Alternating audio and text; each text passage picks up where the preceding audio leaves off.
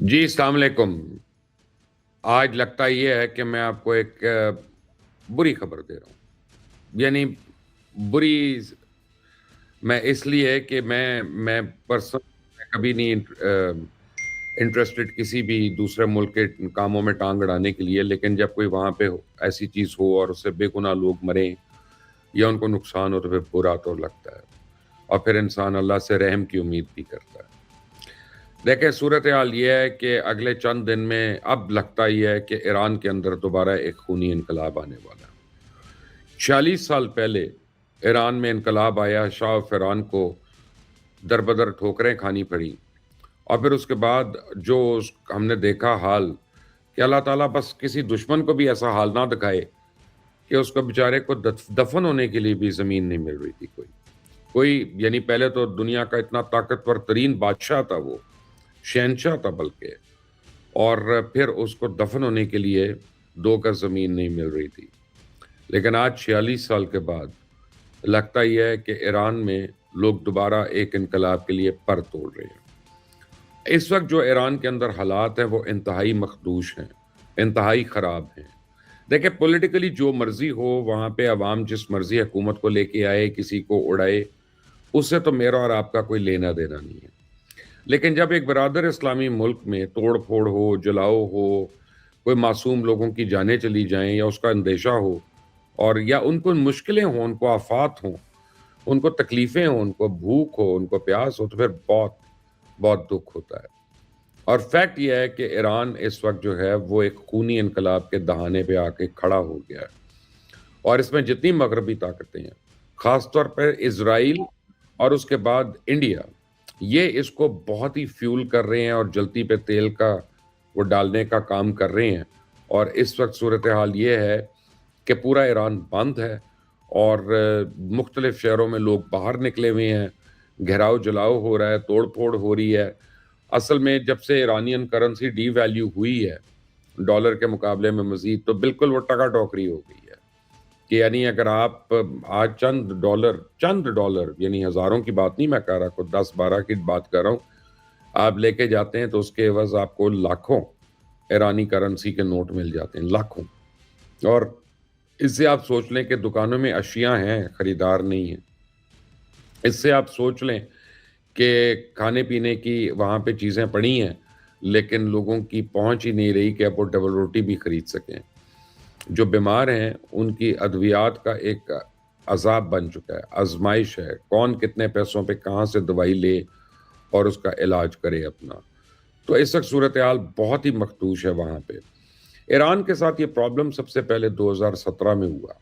اور 2017 میں اور 2025 یعنی کل 2025 ختم ہوا، تو 2025 میں جو یہ دوبارہ ہنگامے شروع ہوئے، ان میں ایک بڑا واضح فرق تھا۔ اور آج آپ یہ سمجھیں کہ 2026 جو ہے وہ شروع ہو چکا ہے، اور یعنی پوری دنیا جو ہے ایک نئے عزم کے ساتھ، جوش کے ساتھ آگے بڑھنے کی کوشش کر رہی ہے، اور ایران جو ہے اور ایرانی قوم جو ہے وہ ایک بھنور میں پھنس چکی ہے۔ اور اس میں بہت زیادہ کرنا دھرنا جو ہے وہ اسرائیل اور ہندوستان کا ہے۔ ہندوستان نے چن چن کر ان کے لوگ مروائے، ٹارگٹ کلنگز کروائیں، اور ان کی پوری گورنمنٹ کا ایک انفراسٹرکچر ختم ہو گیا۔ 2017 میں جب ایران میں انقلاب کی باتیں ہو رہی تھیں اور سارے لوگ کہہ رہے تھے کہ وہاں پہ رجیم چینج ہو جائے گی، اور وہ نہیں ہوئی، اس کی وجہ یہ تھی کہ ایران کے جو روحانی پیشوا تھے انہوں نے جب ایک حکم صادر کیا تو اس کے بعد بڑا سیریس قسم کا کریک ڈاؤن ہوا، چن چن کر لوگوں کو اٹھایا گیا، چن چن کر ان کو مارا گیا، ان کو سزائیں دی گئیں، سخت سزائیں دی گئیں،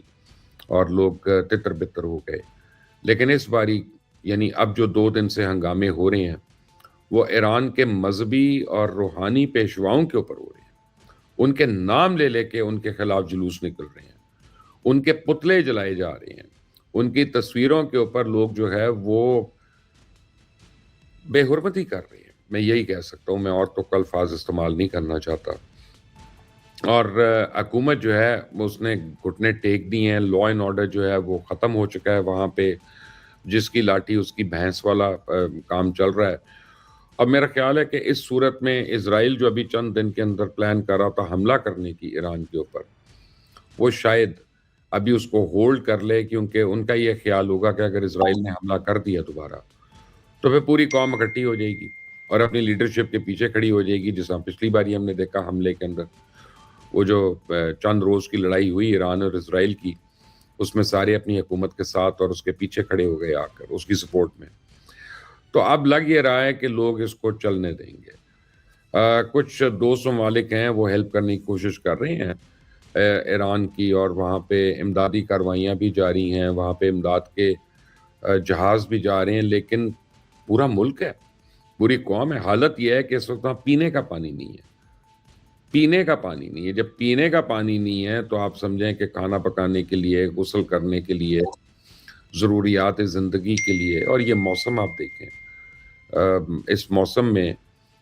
جب آپ کے گھر میں ہیٹ نہ ہو، گیس نہ ہو، پانی نہ ہو، بجلی آپ کی ایسے ہی ہو جیسے لیسکو بجلی دے رہا ہوتا ہے یہاں پہ، کبھی آتی ہے اور کبھی یعنی زیادہ تر نہیں آتی ہے، وہ حالات ہوں، تو آپ سوچیں کہ ان کی زندگی جو ہے اس وقت کتنی آزمائش کے اندر گزر رہی ہوگی۔ لیکن اس وقت ان کے خلاف جتنی فورسز ہیں وہ بہت زیادہ ایکٹیو ہیں،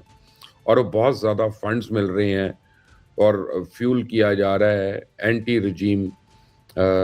جتنے بھی وہاں پہ ٹولے ہیں ان کو، اور وہ اس وقت سخت ہوتے جا رہے ہیں۔ اور جب یعنی اپنے مذہبی رہنماؤں کے خلاف وہ یہ کریں تو آپ سمجھ لیں کہ اب کوئی بچت نہیں ہے، کیونکہ پہلے تو ان کی کال پہ لوگ تھم جاتے تھے، صبر کر لیتے تھے، اب ان کے خلاف ہی یہ ہو رہا ہے۔ تو ہوگا کیا اگر یہ انقلاب آ گیا، دوبارہ انقلاب آ گیا، تو کیا گارنٹی ہے کہ سب کچھ ٹھیک ہو جائے گا؟ کوئی گارنٹی نہیں ہے، بالکل بھی گارنٹی نہیں ہے۔ انقلاب کے بعد یعنی سونامی جب آتی ہے تو اپنے پیچھے بہت گن چھوڑ کے جاتی ہے، تو سیلاب جب گزرتا ہے تو وہ بڑی تباہیاں چھوڑ کے جاتا ہے اپنے پیچھے۔ تو انقلاب کے بعد آپ یہ سمجھیں کہ ایک دم سے نل میں پانی آ جائے گا، یعنی بجلی آ جائے گی، کرنسی جو ہے وہ واپس ڈالر کے متوازی ہو جائے گی 10 دن کے اندر، اور ریل پیل ہو جائے گی کاروبار کی، تو یہ نہیں ہوگا، یہ کچھ بھی نہیں ہوگا۔ اور اس کی وجہ سے جو بھی نئی گورنمنٹ ہوگی یا جو بھی نئی رجیم ہوگی جو انقلاب کے بعد آئے گی، وہ وعدے کرے گی، لیکن اس کو پھر اسی مغربی ممالک کے آگے ان کے پیروں میں پڑنا پڑے گا، اور ان سے ہیلپ لینے کے لیے، ان سے اپنے اوپر سینکشنز ہٹوانے کے لیے، ان کے ساتھ ہی کاروبار زندگی جو ہے اس کو براہ راست شروع کرنے کے لیے۔ تو پھر آپ یہ دیکھیں گے کہ یہاں پہ اب جو رجیم آئے گی اس میں پھر ویسٹ کا بہت انفلوئنس ہوگا، اس میں اسرائیل کا انفلوئنس ہوگا، اس میں انڈیا کا انفلوئنس ہوگا، اس میں ان تمام ممالک جو ہیں یہ انویسٹمنٹس بھی کریں گے جا کے، اور یہ وہاں پہ کنٹرول بھی کریں گے، اور پاکستان کا ایک تیسرا بارڈر جو ہے وہ بہت ایکٹیو ہو جائے گا، پہلے انڈیا، پھر افغانستان، اور اس کے بعد ایران۔ ہم جو مرضی کر لیں، ہم جو مرضی کر لیں یہاں پہ، لیکن ہم ان کو یہ یقین کیسے دلائیں کہ جی ہم تو آپ کے برادر ملک ہیں، ہم نے ہمیشہ آپ کا اچھا سوچا ہے؟ کیونکہ جب رجیم آئے گی نئی اور وہ لوگوں کو اگر کہے گی کہ یہ ہمیں کرنا ہے، اور فرض کریں امریکہ سے سینکشنز اٹھوانے کے لیے یا ویسٹ سے سینکشنز اٹھوانے کے لیے اگر ان کو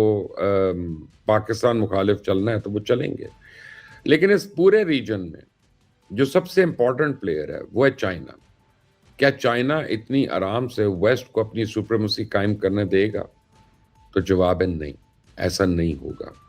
یا ایسا ہونے نہیں دیا جائے گا، یا ایسے آرام سے نہیں ہو سکے گا۔ اور اگر ایسے آرام سے نہیں ہوگا تو ہمارے ایرانی بہن بھائی جو ہیں ان کے لیے مزید آزمائشیں شروع ہو جائیں گی، اور یہ نہ ختم ہونے والی آزمائشیں ہوں گی، کیونکہ پھر